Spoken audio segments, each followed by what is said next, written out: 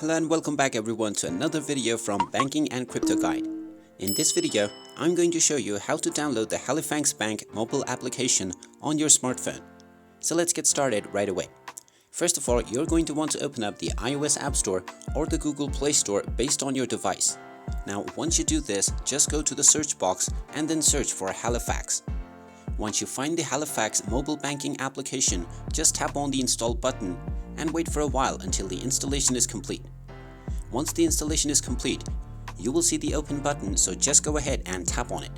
Now once you tap on the open button, this will open up the Halifax banking application and you can simply log in to your account or open up a new account to continue. And there you have it. That is how easy it is to download the Halifax mobile banking application on your smartphone. If you find this video helpful, make sure you hit that like button and subscribe to our channel if you haven't done so already. Also ring that notification bell to never miss another update from us. Thank you for watching and I will see you again in the next video.